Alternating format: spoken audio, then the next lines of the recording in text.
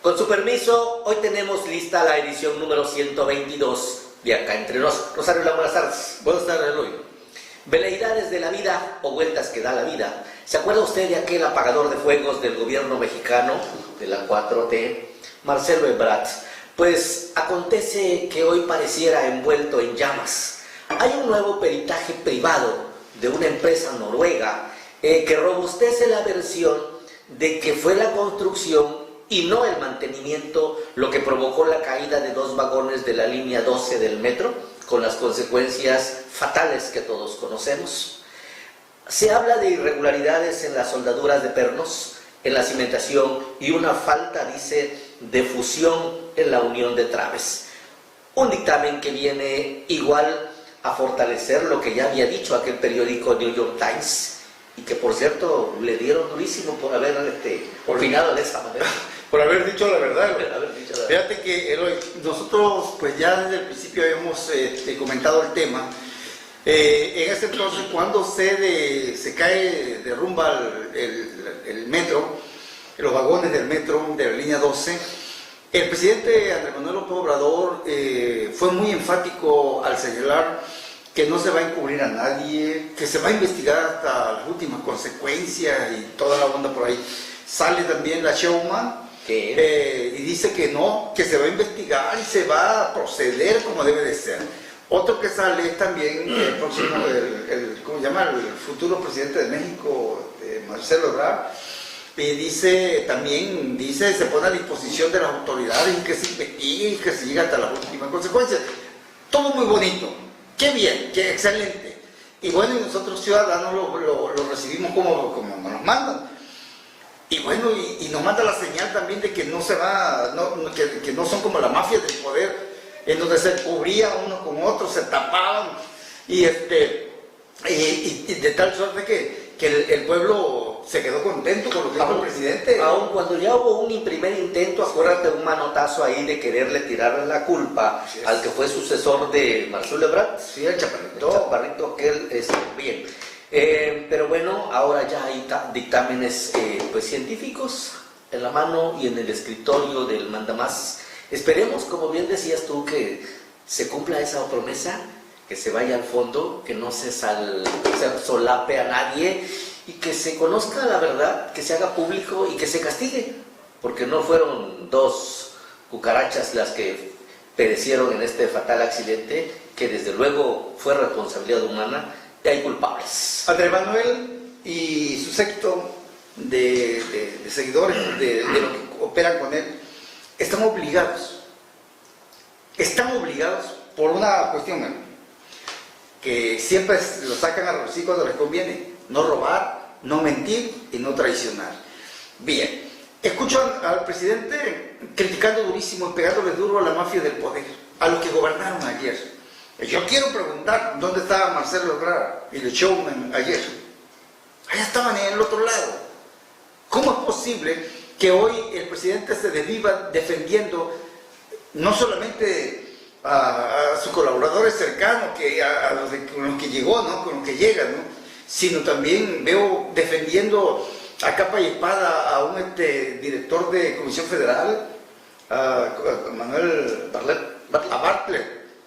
Y lo llena de elogios y cuanta cosa. Lo mismo hizo también con el que se fue, ¿cómo se llama? El maestro del COVID, el que tiene doctorado en COVID. Cómo no,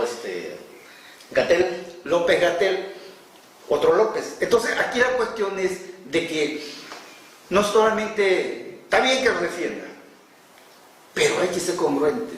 Y yo creo que una de las obligaciones del presidente es cumplirle a su pueblo y aplicar la ley como debe de ser. Fíjate que el presidente como que ya se dio cuenta de que también se está comenzando a descarrilar y muy fuerte la sucesión en el caso de Marcelo Ebrard y de la Ciudad de México, porque si algo sucedió en la elección pasada en la Ciudad de México fue fatal, porque era el bastión andrés manuelista.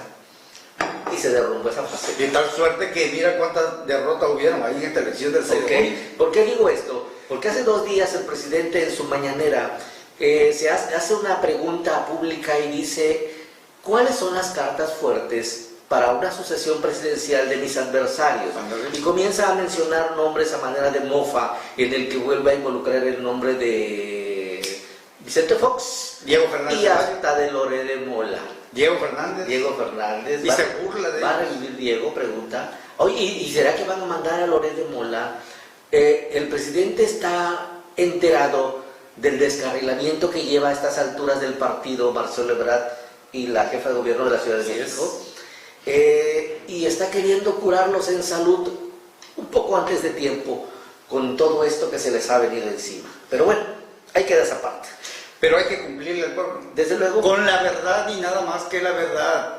Porque no hacerlo así, bueno, van a pagar la factura en el 24. Es correcto. En otro punto, todo indica que se avecina otra derrota legal ahora para el Senado de la República respecto de aquella polémica reforma y adición a un transitorio, más bien adición de un transitorio para aplazarle la permanencia de 2 años al ministro presidente de la Corte, Arturo Saldívar, ¿te acuerdas? Sí, ¿cómo no? Pues claro. Este tema ya fue turnado al ministro José Fernando Francisco González y ya se comienza a olfatear un revés legal.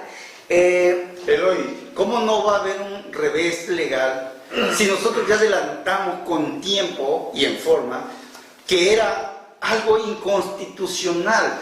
¿Por qué? Porque no puede haber por encima de todo una ley secundaria por encima de la propia Constitución.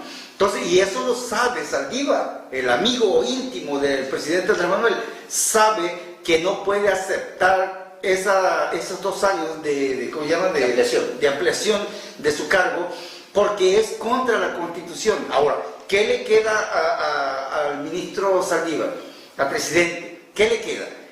Someterlo a un escrutinio de votación interna del Pleno y que ellos decidan si es constitucional o inconstitucional. Uno de los problemas de Saldívar es que fue guardando silencio, apapachado por el presidente, cuando él de antemano sabía, porque es un conocedor de la ley, que no era correcto aceptar esa ampliación. Bueno, es que dice el dicho que a quien le dan pan que llore, ¿no? Pues le dieron 2 años más y como dices tú, había guardado aparente respeto, pero también silencio, pero ya apretó el botón de alarma y el Pleno va a resolver al respecto. Pero dice el dicho también que cuando el río suena es porque hasta palos lleva. ¿Por qué digo esto? Ya el coordinador de los senadores, Ricardo Monreal, puso su barba en remojo en respecto de este tema y dijo textual que no tomarían a mal, dice, si la Corte les enmienda la plana y les derrumba esta reforma. No sería nada extraño y no sería el único caso. O sea que, a ver,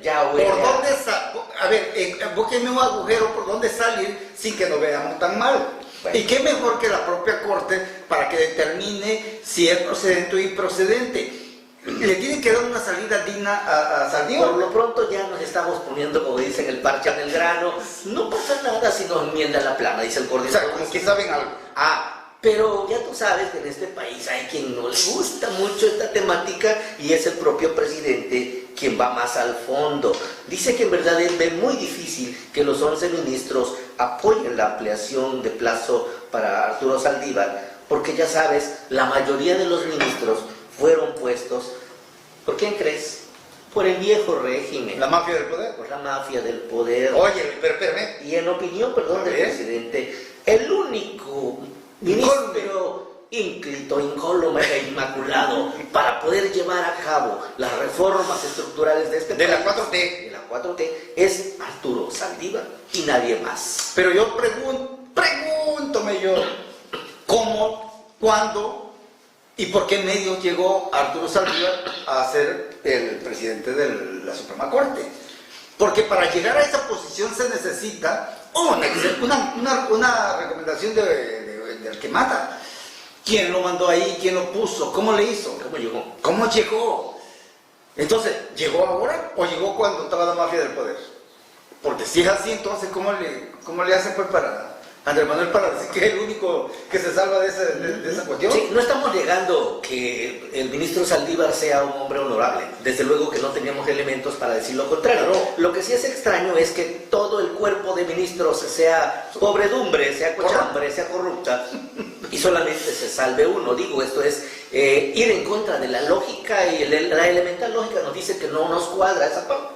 Entonces, ¿de qué méritos goza uno y no el resto de...? Pero es que mira, la tesis del presidente es denigrar a todas las instituciones que no están de acuerdo con él. Ahora bien, qué bueno que estamos en ese tema. Yo creo que aquí por dignidad, por moral, por congruencia, Morena no debe de aceptar los resultados en el país electorales. Porque ¿quién hizo la elección? El INE. El INE. ¿Quién es el INE? Una institución corrupta, digo, vista desde el punto de vista del presidente y del oráculo que hoy dirigente de Morena, ¿cómo se llama? Mario Delgado. Entonces, ¿cómo es posible que aplauden y están felices porque ganaron casi en todo el país? A ver, ¿quiénes avaló el triunfo?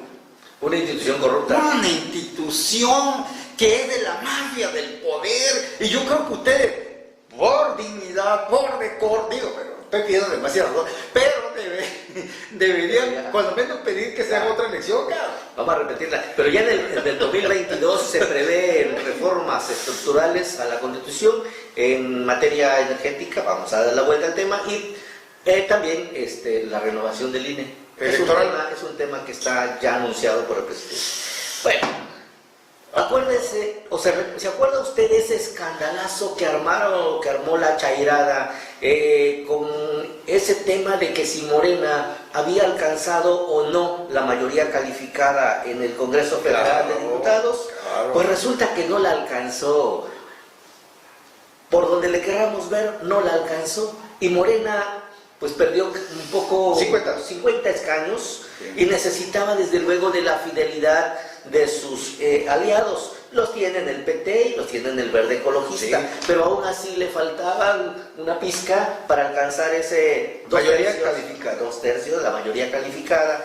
¿Y qué cree? El presidente de la República, habilidoso, un tanto olvidadizo de lo que ha venido diciendo, le tiró la mirada al PRI, le coqueteó, le guiñó los ojos ahí al PRI, y como diciendo, oye, ahora ¿y si nos volvemos a poner por ahí un acostón? Y el PRI le responde, pues molesto, ya sabes, un poco dolido por lo que le ha dicho, y dice, no, nosotros ni Judas somos. ¿Para qué le contestan así al presidente? Se pone una embravuconada de la que tú ya sabes, y le pone una embestida. Casi no les dijo nada. Hipócritas, sepulcros blanqueados, le dijo el presidente. ¿Qué lo parió? Oye, pero mira, ¿cómo se le ocurre a Andrés Manuel decir que puede hacer alianzas con el PRI, que es el partido de la mafia del poder, que es el partido de los adversarios, de la derecha, de los ultraconservadores y no sé cuánta mamada más? Es una irresponsabilidad por parte del presidente. Claro. Y también creo que algo le falló ahí, porque que se le borró la información, los datos que ella tenía. En todas las mañaneras le da duro al PRI, le da duro a los del PAN, le da duro a le da duro al que se le atraviesa. Ya ahorita ya no se acuerda del INE, ya lo pintó, ya pasó. Entonces, pero ¿cómo es posible que va a decir que va a aliarse con los del PRI? Casi nada esperaban los del PRI. Estaba la oportunidad para decirle, ¿sabes qué, maestro? Si sabes contar con nosotros, no cuente, diantre. Pero como muchos estarán creyendo que aquí estamos inventando el hilo negro, así lo dijo el presidente. Cada perfilaría pues hacer acuerdos con el PRI. El líder del PRI responde pues que no será este partido el que rompa el bloque opositor. No y la hay priista, ningún problema. Pues, que no son Judas. Es que yo hice el planteamiento de que faltaban muy pocos legisladores para tener mayoría calificada y llevar a cabo las reformas constitucionales. Pero fíjense cómo son de hipócritas nuestros adversarios, sepulcros blanqueados. Pues sucedió lo que tenía que suceder. Hay un PRI muy dolido, muy molesto, y no dudó en contestarle al presidente. Y ahí quedó. Vamos a ver de dónde buscamos más aliados, porque por lo pronto el PRI ya se puso sus moños. Y esto quiere decir que en las reformas constitucionales, reformas ¿cómo se llama? Estructurales, como por ejemplo desaparecer al INE, desaparecer a tantas instituciones que son autónomas. No va a ser muy fácil. No va a ser fácil. Entonces aquí la cuestión es que Andrés Manuel tiene que echar mano de su habilidad para negociar. Claro. Tiene que bajarle una rayita a su intolerancia, a su arrogancia, a su prepotencia oficial, y tiene que cambiar, yo creo, un poco la cuestión de la mañanera, en donde, por cierto, ya que yo sepa, Andrés Manuel no hace reuniones con sus colaboradores, sino que desde ahí de la mañanera se marca la línea de lo que se va a hacer, de la agenda y todo. Entonces aquí la cuestión es que Andrés Manuel tiene que bajarle una rayita a su actitud y empezar a mandar la señal de que puede negociar, de que puede llegar a acuerdos con todos los grupos políticos del país. Lo que ya intentó con la Suprema Corte, después de que había dicho que pues, la mayoría era un organismo corrupto, sí, se sentó con ellos, los trató de convencer de cuál es la esencia de sus reformas eléctricas y otras reformas que se han venido dando. Ese es el camino, por ahí es donde deberíamos de empezar. Creo que lo que faltó en aquella reunión con la Corte es convencer a los ministros de que le dieran el voto para ampliar a Arturo Saldívar, que es un tema que quedó ahí a la deriva, ¿verdad? Y ahora veremos qué sucede. Y otra de las cosas que Andrés Manuel debe de entender, que no es un todólogo, que él no tiene la verdad absoluta, que no lo sabe todo, aun cuando dice, es que yo tengo otros datos. No, señor. Siempre hay que aprender a escuchar, eso con humildad. El ser humilde no es que pierda autoridad, al contrario, la Biblia, porque él dice que es muy cristiano, la Biblia habla de los arrogantes. Dios no quiere nada con los arrogantes. Y muchos reyes, el de Babilonia, ¿te acuerdas?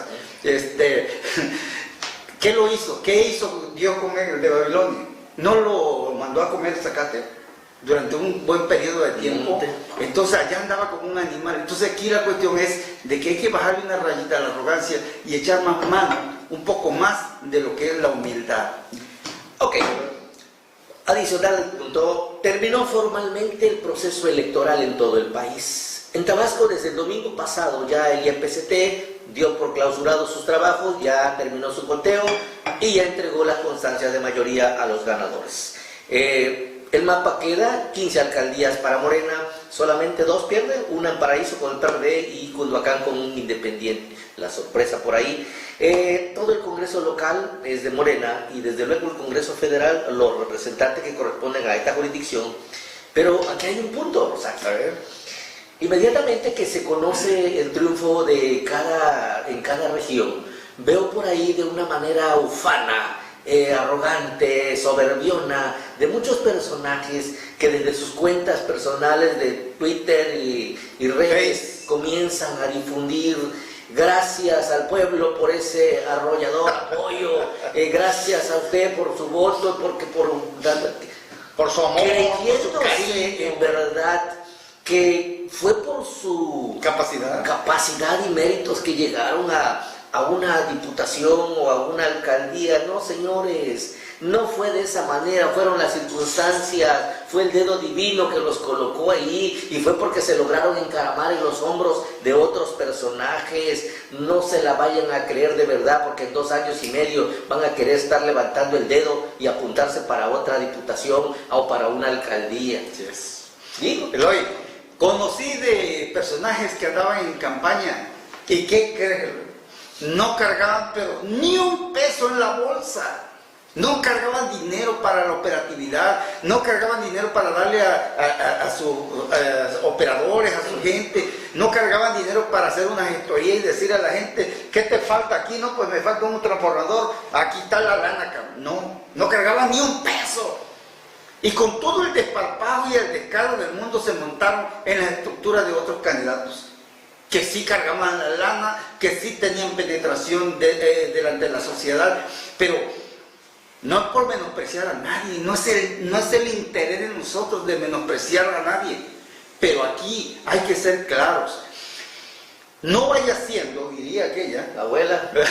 no vaya siendo que al rato vayan a salir con sus mamadas de que es que yo me merezco esto porque es que mira cuántos votos saqué. Ah, no, por supuesto. Mira, aquí está, el INE no miente, el IEPCT, el INE no miente, mira cuántos saqué. A estas alturas ya han de haber mandado poner un cuadro en la pared de su oficina, de su casa, donde La sábana, la la boleta, sábana, la sábana. y tanto número de votos obtuve. Entonces, Falacia. caramba, bien, no nos hagamos tontos.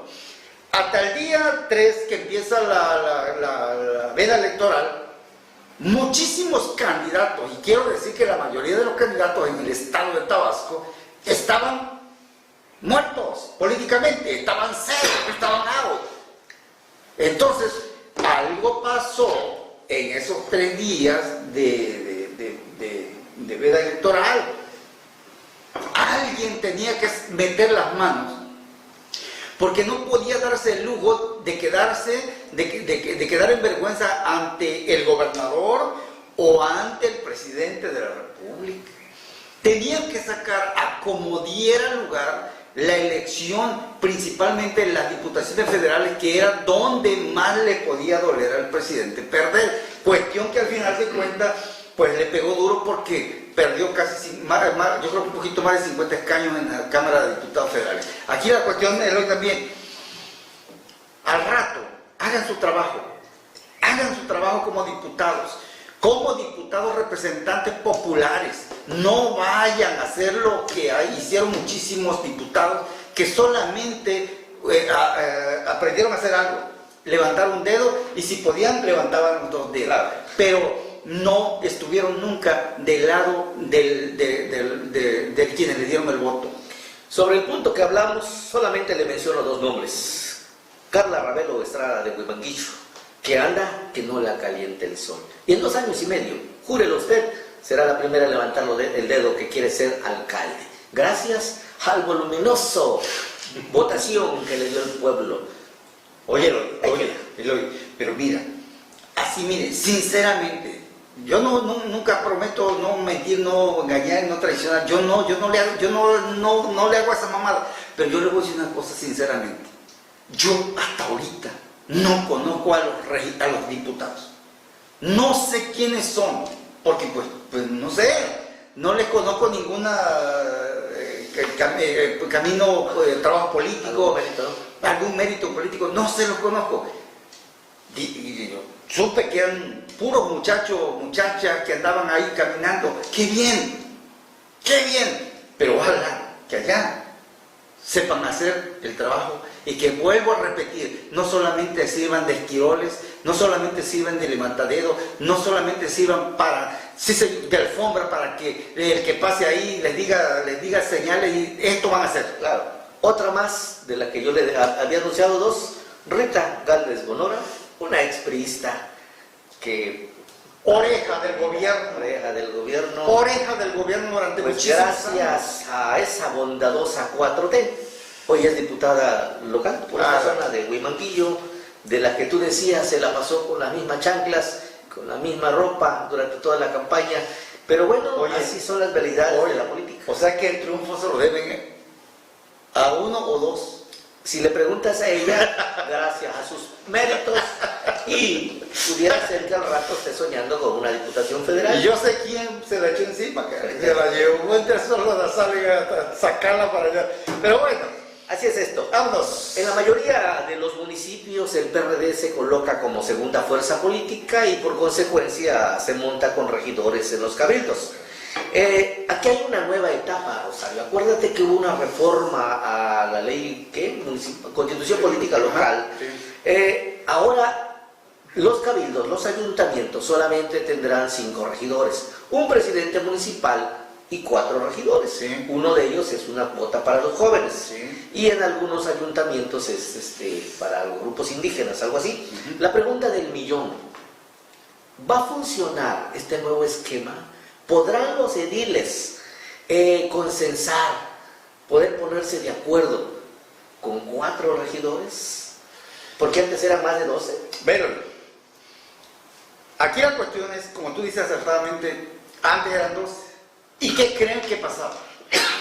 Esos 12, que en lugar de ser apóstoles, se convirtieron en los peores enemigos del presidente, porque agarraban, Lo secuestraban y aquí no vas a dar esto, no vas a pagar tanto, no vas a dar, yo quiero acomodar a toda mi familia aquí, a mi querida, a Mayate y cuánta cosa.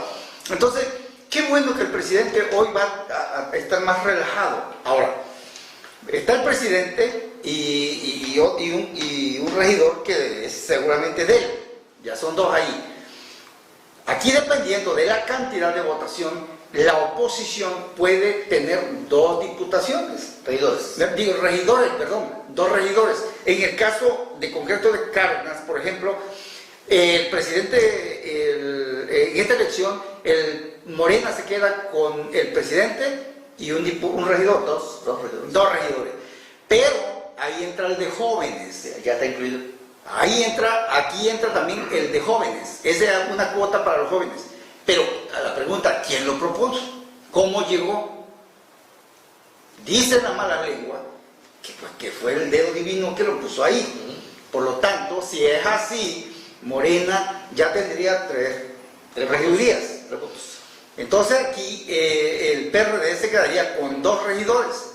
Entonces, si el presidente ya tiene 3 regidurías, lleva mayoría. Puede hacer muchas cosas, pero para hacer cambios importantes necesitaría la mayoría calificada. Entonces, la fuerza necesitaría otro regidor. Entonces, yo pienso que el presidente, si es habilidoso, de Cárdenas, si es habilidoso, pues ya va a ser la presidenta, ¿no? Claro.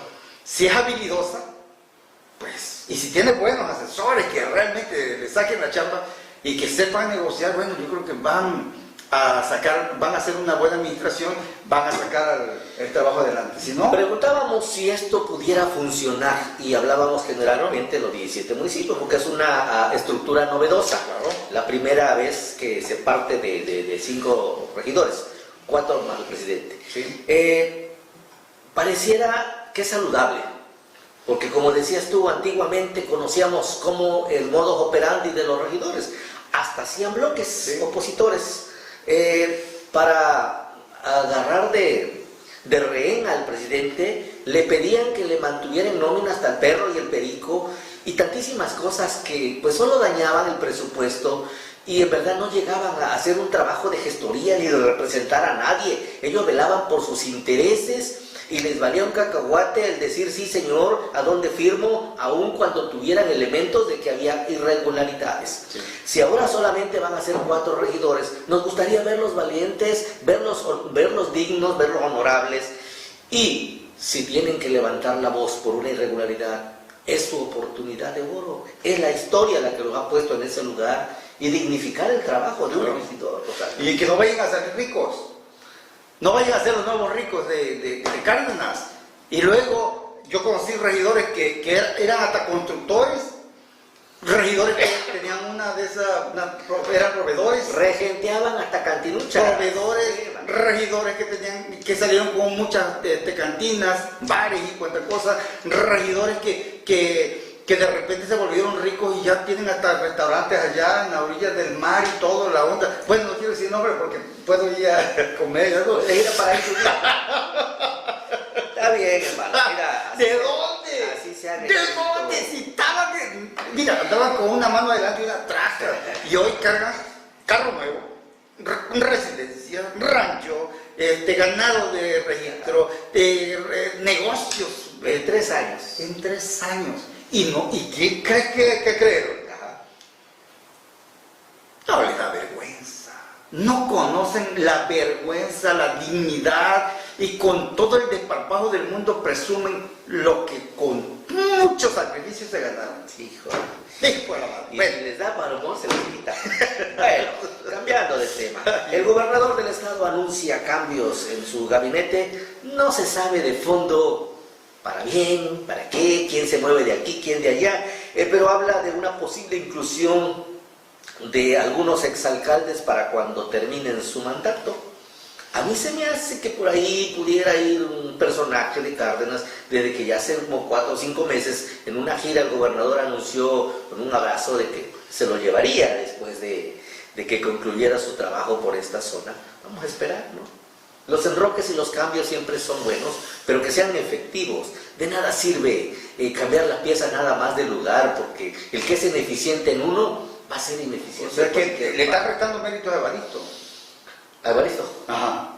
¿Qué pasa con Evaristo? Porque es uno de los mejores presidentes, si lo ha dicho el gobernador, Pues- que ha repetido 2 veces ahí, que es, no, olvídate, es una chucha cuera.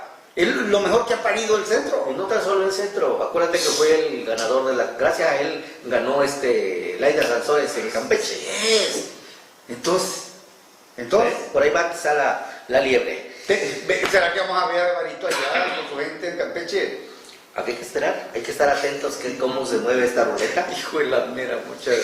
Nos vamos a ir, Rosario, que el tiempo siempre se nos monta encima, pero hay una nota no muy agradable. Vamos muy deprisa y camino al semáforo rojo. ¿Se acuerda usted que 2 o 3 días antes de las elecciones del 6 de junio, por decreto del gobernador, bajamos al semáforo amarillo? Siempre vino el comentario y quienes nos criticaban cuando opinábamos esto de que no era más que una travesura para que la gente tuviera confianza y fuera a votar. Bueno, al día siguiente de que terminó el proceso electoral, de nuevo hay otro decreto que nos convierte en semáforo naranja y otra vez el Jesús en la boca. Pues, ¿qué crees? Ya el gobernador y la propia Secretaría de Salud han comentado que estamos muy probablemente de regresar al semáforo rojo, porque las tendencias diarias han vuelto a estar por encima de los 300 contagios, Rosario. O sea que para el gobernador, la votación era Primordial, por encima de todo. preponderante. No le importó exponer al pueblo a un contagio masivo. No le importó que el pueblo estuviera en eventos multitudinarios en donde el hacinamiento era más que evidente. Y ahora yo pregunto, ¿quién se va a hacer responsable de tantos muertos? ¿Quién? ¿Le importa a alguien? La pregunta ahí queda. No. La pregunta ahí queda. ¿Quién se va a hacer responsable de tantos muertos y contagios que van a generarse en los próximos días? Así es. Pues bien, por hoy es todo. Muchísimas gracias, como siempre, por el favor de su atención. Un honor haber estado en sus hogares. Nos vemos seguramente el próximo viernes, pero les dejamos una nota. La información no tiene horario, no tiene medida, siempre hay que estar ahí. Y hemos venido en el devenir de estos 2 años recibiendo sugerencias, invitaciones, críticas, comentarios buenos. Y muchos de ellos apuntan en que, ¿por qué no dinamizamos un poco la transmisión del programa Acá Entre Nos? Hemos tomado muy en serio esa sugerencia de muchos amigos y otros no amigos. Y a partir de hoy anunciamos para usted que vamos a transmitir los lunes y los viernes de cada semana. De antemano, gracias por la espera, por soportarnos en sus casas, por sus comentarios que mucho nos enriquecen. Y con el permiso de usted, Rosario, el compromiso es que a partir de la próxima semana estaremos lunes y viernes llevando para usted el programa Acá Entre Nos. Y ahora sí nos despedimos. Nos vemos seguramente la otra semana, a partir de lunes. Acá en